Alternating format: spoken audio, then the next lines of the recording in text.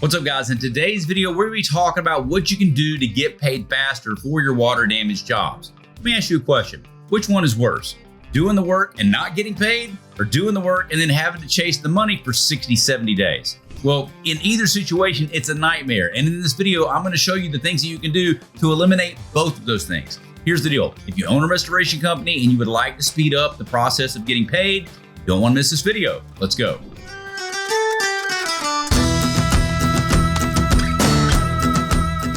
Before we hop in the video, do me a favor, hit the like and subscribe button, drop a comment down below. Let me know where you guys are tuning in from. Number one, I'm curious, I want to know, and I'll answer your questions. And number two, that helps the algorithm show the video to more people, and it would mean a lot to me. I appreciate it. With all that being said, let's jump in. When it comes to a homeowner, when it comes time to collect and they don't want to pay me, I don't get upset. That's why I put the contract in place, okay? That's why I took the time out and met the attorney. That's why I paid him a retainer. That's why I've already come to an emotional terms that I'm going to pay him $20,000 a year, okay? There's a percentage of what you're going to do that's going to go to the attorney. I'm fine. I know that I'm going to pay for his Denali. That's what's going to happen every year. But then as a result, when somebody doesn't want to pay me, I just turn it over to my dogs. I do not get upset. Once you start carrying that stick around, like, your tone and tenor will match it. Your actions will match it. They say walk softly and carry a big stick. I'm like, yeah, carrying is one thing. Knowing that you're going to use it, that's something else. I'm just telling you, your homeowners will respect you more when they know that you ain't effing around. I'm here to do a great job. I'm here to make this right, Miss Jones. I'm asking you right now, what can I do to make this right? I understand that we've messed some stuff up along the way. I want to make it right. I want to make this right today. I'm here to make a deal. Are you interested? Yes or no? And why can't you have that same question, that same conversation with an adjuster? The thing with the adjuster too, here's the other thing you guys have to know. You need to know, are you dealing with a field adjuster that you're going to see over and over and over again? No, you're in a more remote area, right? These adjusters that are where you are, you're probably going to see these guys, the same guys, over and over again. Is that true? Yes. So you can't call them racial slurs, okay, and expect them, like, we're not going to move past this. You're going to have to work. It's lions and tigers eating side by side. Allstate will do it the way Allstate does it. They may change regionally. That's up for you guys to know that. Does that make sense? Like, your local market, like, so for us, Farm Bureau in Williamson County, I could take a flamethrower to that office, okay, and smoke everybody there, and I probably would not feel bad. But the Rutherford County District, those guys were great.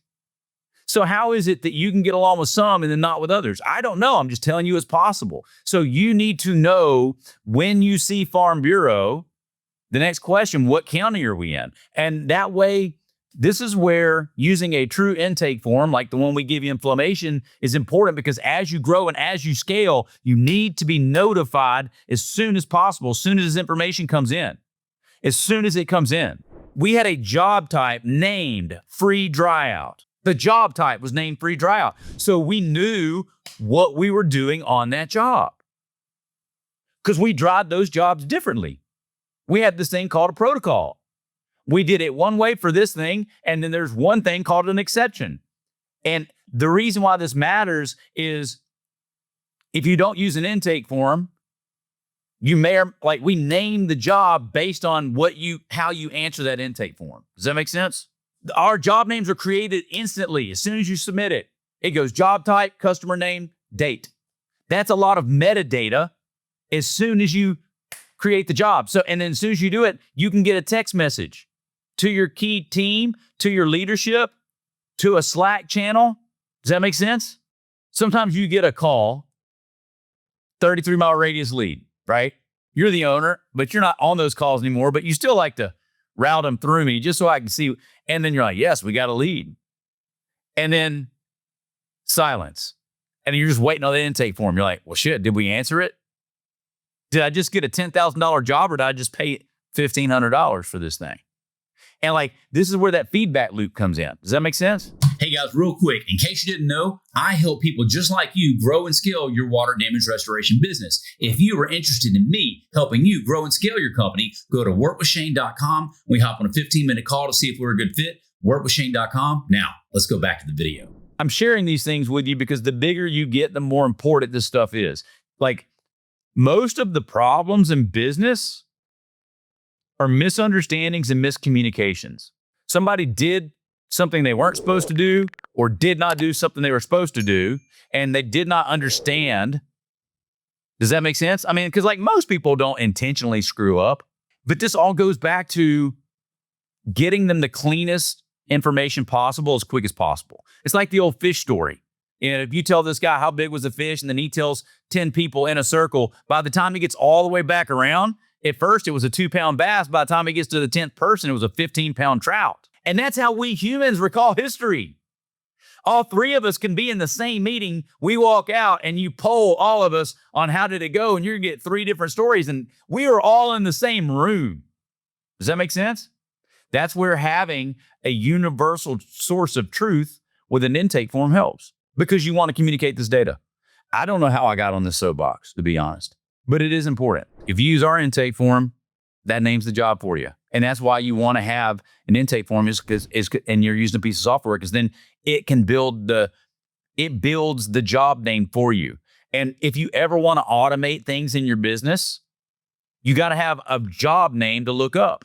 And so when we would create the intake form, you submit the intake form, that data would go off into QuickBooks, and it created the customer, created the job in QuickBooks. Had job type, customer name, unique ID. That was our customer. Does that make sense? It created a folder in Google Drive, named the same thing. And this is important because you want one piece of data to match everywhere. So if you went to Google Drive, you know exactly what you're looking for. And guess where it goes after it goes to QuickBooks? Company Cam. And it names the job in Company Cam. Or in Circle. Are y'all starting to see how helpful this is? See, the problem with growing the company is not that, number one, somebody's going to fat finger it. You know what I'm saying? They hit the wrong button twice. They spell the customer's name wrong. If it's Sherry with 1 R and Sherry with 2 R's, one of those is going to return a result. The other one will not. You've got to know what you're looking for. Does that make sense? And the bigger you get, eventually, like when you guys start your company, you're driving a truck, and then it gets to be a bus. And a bus has got a great big huge windshield, right? The driver's driving everything. You can see it all. But as your company grows, it turns into a plane, doesn't it? How big is the windshield on a bus? It's huge, right? How big is the windshield on a plane? It's like tiny. Why? Because they don't use the windshield for that. They have all the telemetry on these dashboards around you. Does that make sense? We all have to, you got to put down, well, you got to start using the forks and knives, and we eventually got to make it to chopsticks, okay? Most of you guys are used to clubbing stuff and just like licking your fingers, which is fine. There's room for that.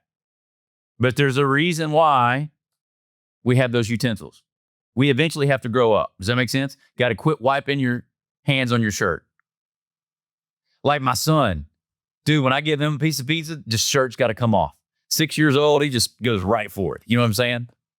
Instantly. Boys are disgusting, by the way. They're like slightly better than a monkey, but only slightly. The only difference is they don't play with their poop. Monkeys do. Some of y'all's boys might play with poop. I don't know. Fire away, but I would really encourage you guys to use a naming structure. Use a naming structure on your jobs. Guys, if you didn't already know, the 2 biggest problems you're going to have in owning a restoration company are this. Number 1, getting consistent water damage jobs coming in the door. Number 2, getting paid what you're worth for those water damage jobs. For that reason, I'm addressing both those problems with these videos to my left or right. On one side, it's about getting jobs. On the other side, it's about getting paid. Go over there, click the link. I'll see you in the next video.